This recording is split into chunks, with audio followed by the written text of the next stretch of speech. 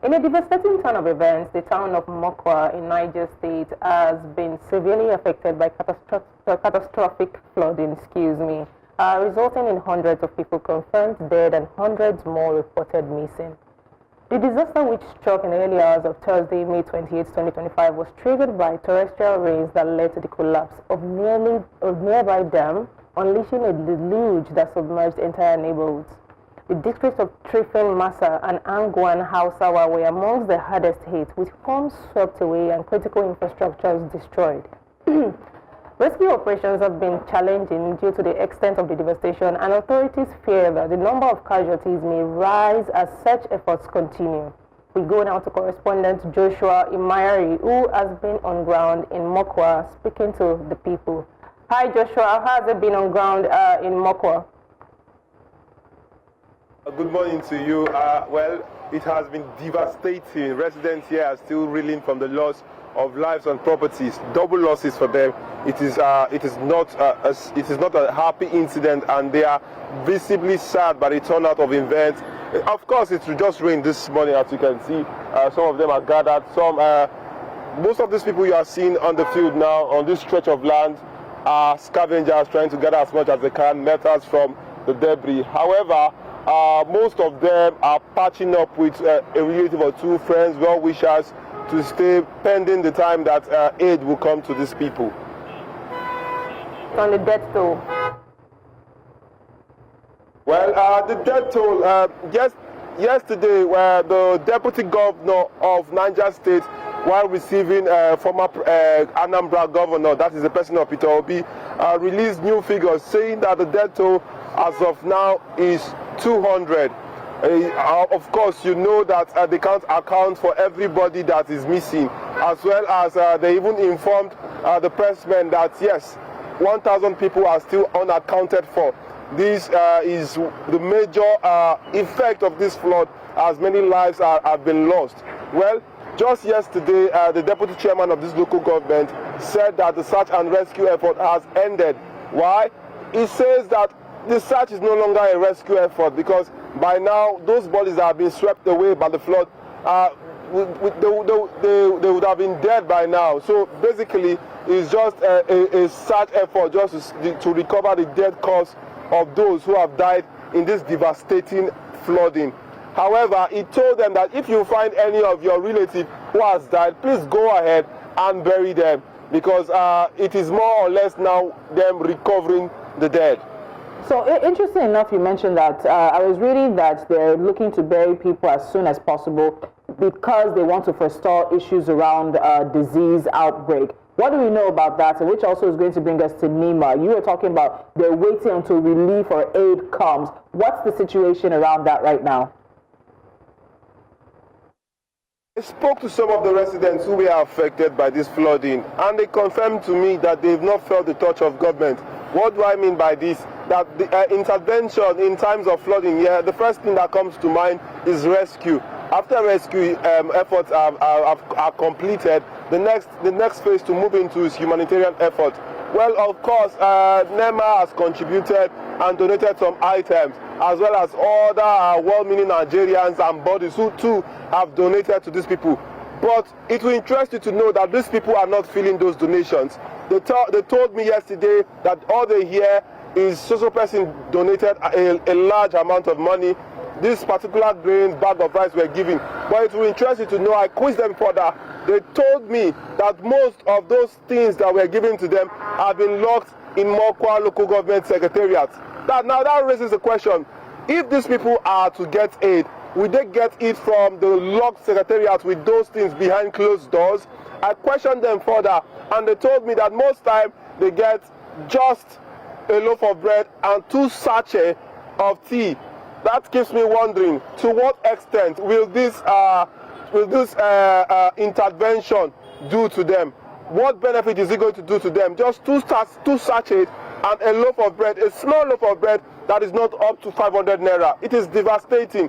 They are complaining and they are saddened by the turn of event. Now, it seems like some people are trying to profit from their misery. So this is what we have from some of the residents here. Okay, sorry. Hi, Joshua. What would you say is the setup for people that are now homeless? Yeah. I can confirm to you that the setup is a primary school within this area, but it will interest you to know that there's no government presence there. Now, people who have suffered this kind of loss, what they need right now is government presence. Most of them, they declined moving to that primary school. Why? They felt that that place is not conducive enough. Now, I will tell you for sure that in this whole community and to those affected by this incident, there is not a free flow of constant, clean, running water. What they do here is just to go back to some of the wells that was flushed out and get water. Water, no. Home, no. Food, no. Clothes, struggling. That is the plight of Mokwa residents here in Niger State. So Joshua, I want to go back because what the area you're showing us, if I understand you correctly, this area was submerged just a few days ago. And you spoke about the fact that it has rained today. What are the weather forecasts? Because we are properly entering rainy season in Nigeria. We've entered into June, and there are expectations that it's going to be a very, very difficult rainy season this year. What about the forecast in terms of the potential for more rain in the area and potential for more flooding?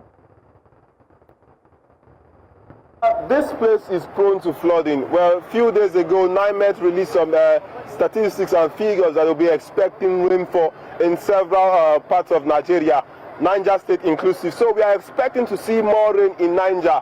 And as well, this place will be occupied by water. As you can see, it is currently occupied by water. So we are expecting torrential rainfall. But it raises another question that if this rain should fall, are we going to see another flood incident happening again? That is another question authorities will have to answer concerning this situation. Let me follow up and ask about the bridge. There were reports over the weekend that the Mokwa bridge was washed away, and that's a bridge that connects a lot of the area to further down in the southeast and southwest, in the south, and also brings food items. So the reports were that I think there are trucks stuck with pepper, tomatoes, and all sorts of things. So can you confirm the status of that situation involving the Mokwa bridge and what is possibly happening now regarding that? This right here is Mokwa Bridge. As you can see, there are vehicles plying that route. Though it has not been fully washed away, they try to amend the bridge and to support it with structures, with stones to enable vehicles as well as heavy duty trailer pass through that bridge. As you can see, some things are being transported on this bridge. This is the popular bridge, Mokwa Bridge, linking the southwestern part and the northern part of Nigeria. So as you can see, they are trying to manage the bridge. But now when talking about full repairs, we have not seen the full repairs take effect on this bridge. They just cleared away some of the debris of the flood to allow water, but unfortunately water is not going through that channel. It is rather going through the road, and this might cause more devastating effect to the road and jettison the nature and the quality and the standing of the road particularly. So Joshua, my question, well, I'm interested to know, like, between last year and this year, was the rain, the flooding last year, was it heavier than this year? That's one. And then number two, I don't know if you have some stories you can share with us about the people who were actually involved in this. If you have any of those stories, people you've spoken to. Well, yesterday I spoke to an Islamic teacher who has over 800 pupils under his care. These pupils were not, they are not residents of this area. They came from several parts of Nigeria to school with him. Well, the man sadly told me that he is still not sure of who is surviving and who is not surviving. That before his presence, when the rain happened, I think 4 days ago, he saw some of his pupils floating lifelessly on top of the water.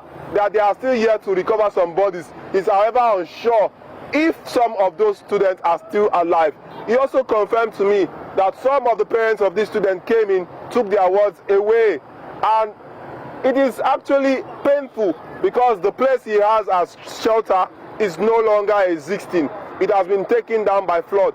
However, I spoke to a woman also who told me she lost 21 members of her family That is painful to hear that one person lost 21 members of a family in a day. I also spoke to a young man who told me that he lives in a 3-bedroom apartment, and for his family, he lost 9 relatives. Among them, 5 are adults and 4 younger ones. This is the effect of this flooding, and it came surprisingly to them. Well, we can only be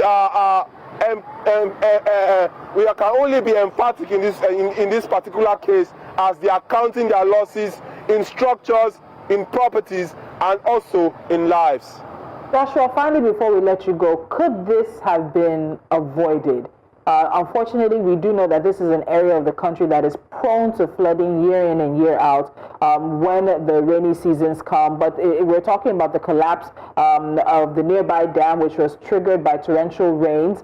Now, so this dam has collapsed. Is this something that could have been prevented? Was there remedial work to be done on the dam? Were there other channels for the water to go? What could have been done rather than what we now see in front of us? Well, concerning the information that a dam collapsed, I can tell you for sure that that is not the fact. The crux of the entire thing is that over there you could see a bridge. There's a railway line particularly there, and there's a retaining wall accommodating that railway line. Now, on that railway line, there is a very, very slim channel that allows water to pass through. However, residents of this area started blocking that channel to curb the effect of water. They've been having effects of water over time. So, due to human effort, they blocked that particular channel, and unfortunately, the water accumulated over time because it rained over time. Unfortunately for them, 4 days ago, it actually broke loose, and the whole water that was accumulated in that area behind that fence is a forest-like environment, and it is slopey. So the whole rain that has been falling behind that barricade there actually gathered, and it broke and took over their properties here. Most of these buildings here, they are mud buildings, and it's majorly a rural area that has these people. So over time they've been trying to block that water. Unfortunately, 4 days ago it broke loose and the entire water. So concerning the dam story and the dam narrative, I am not sure, because the only dam here is Kanji Dam, and it is far away. I asked, and they told me that the channel, when they release the water from the dam, the water does not go through this place. It goes through the neighboring village. That this was as a result of human effort and climate change. All right, Joshua, thank you so much for the updates. I know you're still in Mokwa and you'll continue to give us updates, and we look forward to seeing some substantive humanitarian aid and some kind of situation set up for the people there. Thank you so much, Joshua.